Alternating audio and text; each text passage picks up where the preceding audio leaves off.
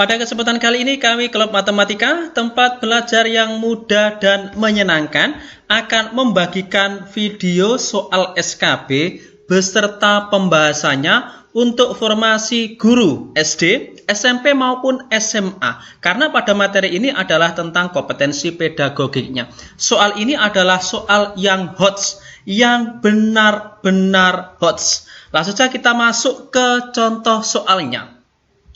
Di soal yang pertama, pada rancangan pembelajaran terdapat contoh kompetensi dasar yaitu mengidentifikasi jenis, sifat, dan fungsi bahan alam dari tanaman untuk produk karya seni rupa dan kriya. Maka, rumusan indikator yang bisa dikembangkan guru pada tingkatan kognitif mencipta atau C6 yang tepat adalah A. Mengelompokkan bahan alam dari tanaman pandan untuk produk karya seni rupa. B. Menyebutkan fungsi tanaman pandan untuk produk karya seni rupa. C. Menjelaskan sifat tanaman pandan untuk produk karya seni rupa. D. Membedakan sifat tanaman pandan dengan tanaman suji untuk produk karya seni rupa. Atau E. Membuat produk karya seni rupa dari tanaman pandan. Yang ditanyakan di sini adalah tingkatan kognitif untuk mencipta atau C6. Ada C1 sampai C6. Untuk informasi kita akan bahas ke 6 tingkatan tersebut. Tingkatan kognitif dengan kata kerja operasionalnya. Yang pertama adalah C1, mengingat. Yang kedua adalah C2, memahami. Yang ketiga adalah C3, yaitu menerapkan. Yang keempat adalah menganalisis, C4. Yang kelima adalah mengevaluasi, C5-nya. Dan C6-nya adalah mencipta. Yang ditanyakan di soal adalah menciptanya. Tapi pada kesempatan kali ini kita akan ulas semuanya dari C1 sampai dengan C6. Biar untuk belajar kita semua ya. Kita mulai dari yang pertama, yaitu C1, mengingat. Ini adalah tingkatan kognitif yang paling rendah, paling dasar. Karena di sini soalnya biasanya menggunakan kata kerja operasional seperti menyebutkan, menghafal, mengetahui, menuliskan, memberi label, itu adalah termasuk C1, mengingat. Sedangkan C2 adalah memahami. Di sini membedakan, menerangkan, mengartikan, merangkum, mengelompokkan, itu termasuk pada tingkatan kognitif C2, memahami. C3, menerapkan, ini melaksanakan, melakukan, melatih, membiasakan, membedakan, menyelesaikan, menggunakan, ini termasuk tingkatan kognitif C3, menerapkan. Sedangkan C4 adalah menganalisis. Ini sudah termasuk kategori yang HOTS mulai C4 ini. Memilih, menata, menyeleksi, mendiagnosis, mengedit, menguraikan. Ini tingkatan kognitif C4. Sementara C5 adalah mengevaluasi. Membuktikan, memisahkan, menguji, mengukur, mengkritik, memvalidasi, memonitor. Termasuk tingkatan kognitif C5, mengevaluasi. Sedangkan tingkatan yang keenam adalah mencipta. Membangun, membentuk, membuat, menampilkan, memperjelas, menemukan, menyusun. Di sini ada satu kata yang saya buat merah dengan garis bawah yaitu membuat. Di sini termasuk C6. Mengapa saya buat seperti itu? Karena dari C6 ini yang mencipta, dari pilihan jawaban ini, ke 5 pilihan jawaban ada satu kata yaitu membuat pada pilihan jawaban yang E. Kata kunci di soal nomor 1 adalah tingkatan kognitif mencipta, C6. C6 mencipta itu kata kerja operasionalnya biasanya adalah membuat produk karya seni rupa. Berarti membuat ini termasuk ke dalam C6. Jadi jawabannya adalah pilihan jawaban yang E. Seperti itu ya. Cukup mudah karena Klub Matematika adalah tempat belajar yang mudah dan menyenangkan. Sekarang lanjut kita di soal berikutnya nomor 2. Proses mendapatkan informasi dan pengalaman baru yang langsung menyatu dengan struktur mental yang sudah dimiliki seseorang disebut A. Asosiasi, B. Akomodasi, C. Skemata, D. Respon, atau E. Asimilasi. Intinya, kalau ini prosesnya adalah konstruktivisme, artinya dalam teori konstruktivisme itu hanya ada dua istilah. Menurut Piaget itu hanya ada dua istilah, yaitu akomodasi dan asimilasi. Istilah yang lain itu bukan termasuk dari pembelajaran konstruktivisme. Sehingga jika bertemu soal seperti ini, teman-teman tinggal pilih antara jawaban akomodasi B atau jawaban yang E, asimilasi. Artinya A, C, D sudah salah. Tinggal pilih antara B dan E jika tidak tahu sama sekali. Tapi kita akan berikan informasi di sini bahwasanya teori belajar konstruktivisme menurut Piaget di sini, struktur kognitif yang dimiliki oleh seseorang itu karena dua proses, yaitu proses asimilasi dan proses akomodasi. Apa yang dimaksud asimilasi dan apa yang dimaksud akomodasi? Asimilasi dulu. Asimilasi di sini adalah proses mendapatkan informasi dan pengalaman baru yang langsung menyatu. Kemudian yang akomodasi, proses penstrukturan kembali struktur mental akibat adanya informasi dan pengalaman baru. Yang asimilasi di sini, informasi baru itu langsung menyatu. Yang akomodasi di sini perlu penstrukturan kembali. Contohnya kemarin sudah pernah kita jelaskan dengan gamblang sekali. Artinya di asimilasi di sini misalnya si anak ini sudah mengetahui konsep tentang persegi dan persegi panjang. Kemudian seorang guru memberikan pengalaman baru berupa bangun trapesium. Artinya anak sudah mengerti, oh berarti trapesium ini sisinya ada 4, hampir mirip dengan persegi dan persegi panjang. Artinya pengalaman baru itu langsung menyatu dengan struktur mental pengalaman yang sebelumnya. Kalau akomodasi di sini ada dua binatang, misalnya ular dan belut. Secara logika hampir sama, tapi di sini mempunyai struktur mental yang berbeda. Menurut anak itu sama, padahal sangat berbeda. Baik dari segi spesiesnya maupun dari jenis genusnya. Jadi sangat berbeda. Itu yang akomodasi. Itu singkat saja ya.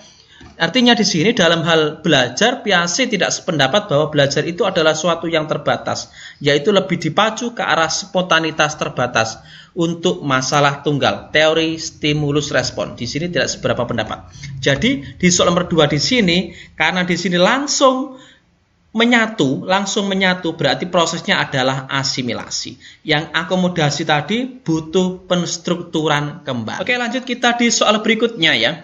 Nomor 3. Di soal nomor 3, pada saat menyusun perencanaan pembelajaran pokok materi tentang unggas, seorang guru merumuskan tujuan pembelajaran agar siswa dapat mendefinisikan hewan unggas, mengelompokkan dan membedakan jenis-jenis unggas. Adapun pilihan strategi pembelajaran untuk menjelaskan materi kepada siswa tersebut yaitu strategi pembelajaran deduktif. Mendasarkan tujuan dan strategi pembelajaran tersebut, ini mencerminkan ragam pengetahuan yang jenisnya adalah fakta, prosedur, keterampilan, konsep, atau prinsip. Tentunya kita juga akan bingung dengan jawabannya soal yang begitu panjang, ya, uraiannya begitu panjang. Kita akan bahas di sini mengenai ragam pengetahuan, jenis-jenis ragam pengetahuan ya. Untuk lebih mudahnya kita buat seperti ini. Di nomor 1 adalah nanti ragam pengetahuan jenis materinya adalah fakta, kemudian yang kedua adalah konsep, dan yang ketiga adalah prosedur, 4 adalah prinsip, 5 adalah keterampilan, 6 adalah aspek afektif, dan yang ketujuh adalah aspek motorik. Ketujuh ini akan kita bahas satu persatu secara sederhana di sini. Kita mulai dari yang pertama, jenis materi berupa fakta. Indikator hasil belajar yang harus dikuasai siswa kalau jenis materinya adalah fakta adalah apabila siswa diminta untuk menyebutkan nama, kapan, di mana, tentang peristiwa terjadi. Itu fakta. Kemudian jenis materi yang kedua adalah jenis materi konsep. Indikatornya adalah apabila siswa diminta untuk mengemukakan definisi, membedakan dua hal, mengklasifikasikan. Ini adalah kategori indikator untuk jenis materi konsep. Sedangkan yang ketiga untuk jenis materi berupa prosedur. Indikator tentang yang bisa digunakan untuk jenis materi prosedur ini adalah siswa diminta, karena prosedur di sini menjelaskan langkah-langkah dari sebuah persoalan ya, sebuah prosedur tertentu. Jadi kalau jenis materinya prosedur berarti indikatornya ya siswa bisa menjelaskan langkah-langkahnya gitu ya. Kemudian selanjutnya, jika jenis materinya adalah prinsip, maka indikator hasil belajarnya adalah siswa diminta untuk menjelaskan hubungan antar berbagai konsep, bisa sebab akibatnya. Lanjut, jika jenis materinya berupa keterampilan, maka indikatornya di sini, karena di sini jenis materinya keterampilan, berarti indikatornya yaitu siswa diminta membuat sesuatu produk ya. Karena di sini jenis materinya adalah keterampilan. Kalau jenis materinya adalah aspek afektif, nah afektif di sini kan sikap ya. Artinya indikatornya adalah siswa diminta memilih dan melakukan sikap. Karena afektif itu sikap terhadap sebuah kejadian. Kalau jenis materinya berupa aspek motorik, nah motorik ini kan diminta untuk melakukan kegiatan menggunakan anggota badan ya, menggunakan anggota badan. Itu adalah ketujuh jenis materi, kemudian disertai dengan indikator hasil belajar yang harus dicapai. Sehingga kalau kita melihat di soal nomor 3, kita fokus yang saya kasih tanda merah di sini yang ada garis bawahnya adalah mengelompokkan dan membedakan.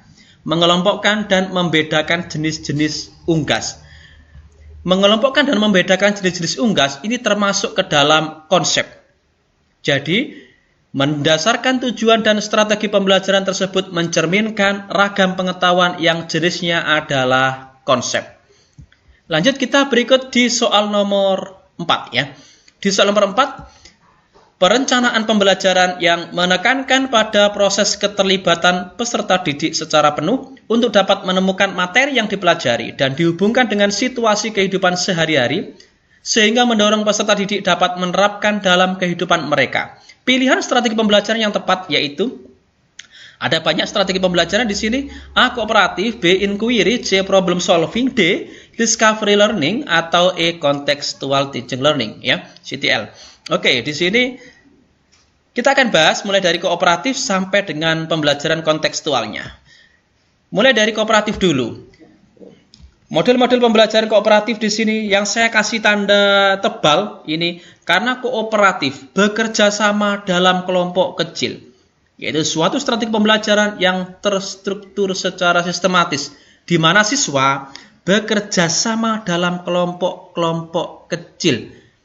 Anggotanya bisa 4-5 anak, kemudian secara heterogen jika bisa untuk mencapai tujuan bersama. Ini adalah kooperatif, pembelajaran kooperatif. Yang kedua adalah pembelajaran problem solving.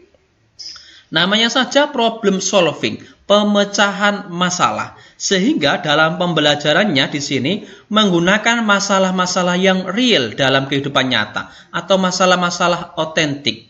Sifatnya tidak tentu, terbuka dan mendua untuk merangsang siswa agar berpikir kritis untuk memecahkan masalah tersebut. Problem solving, pemecahan masalah. Yang ketiga adalah inquiry.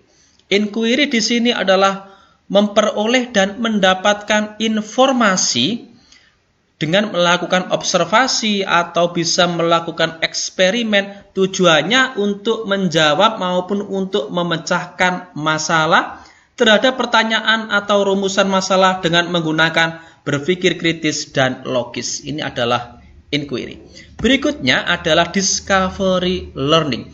Discover di sini adalah model pembelajaran yang menuntut siswa agar aktif mencari dan menyelidiki suatu permasalahan sehingga siswa bisa menyimpulkan sendiri, menemukan sendiri pembelajaran yang telah dipelajari. Itu adalah discovery learning.